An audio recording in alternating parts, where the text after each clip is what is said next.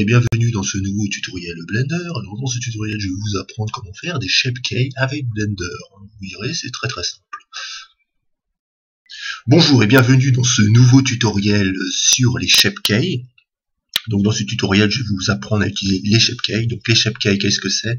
C'est un élément qui permet de faire de l'animation à partir des modifications d'un polygone. Un peu comme les os, sauf que justement on ne va pas utiliser une armature cette fois-ci, mais la déformation d'un polygone. Donc cela est très utilisé par exemple dans l'animation pour animer tout ce qui est petite animation comme les lèvres ou les yeux, bien que des fois ils peuvent être quand même animés par des bones. Par exemple, ça peut être des très petites animations, par exemple le nez, par exemple le mouvement des narines, par exemple, ou des petites animations restreintes comme celle-ci, qui peuvent utiliser les shape keys. Après, ça peut être aussi utilisé, par exemple, je sais pas, dans des systèmes, ça peut être utilisé dans plein de types d'animations, mais c'est vrai que les bones permettent quand même d'avoir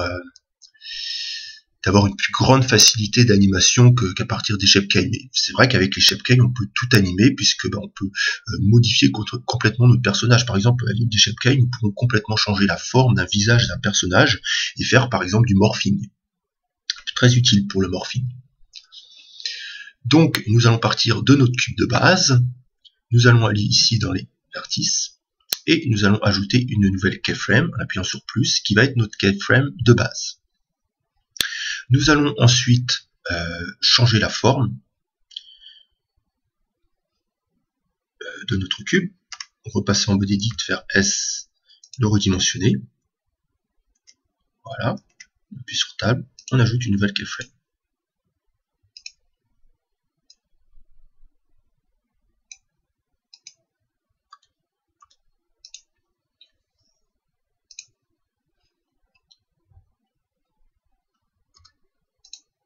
Donc, nous allons ajouter une nouvelle keyframe. Ici, donc, base-X. Donc, ça va être notre keyframe de base. Nous allons en ajouter maintenant une nouvelle qui va être le cube redimensionné. Donc, on va mettre redim cube. Très important de nommer tout ce qu'on fait dans Blender. S. Et voilà, nous avons notre deuxième keyframe. Voilà. Donc ici, mon cube était revenu comme la forme de base puisque ma valeur est à 0. Et nous allons ajouter une nouvelle keyframe. Cette fois-ci, ça va être redim cube x. Je pense que vous avez compris le principe, c'est qu'on va redimensionner notre cube, donc sx que sur x. Voilà.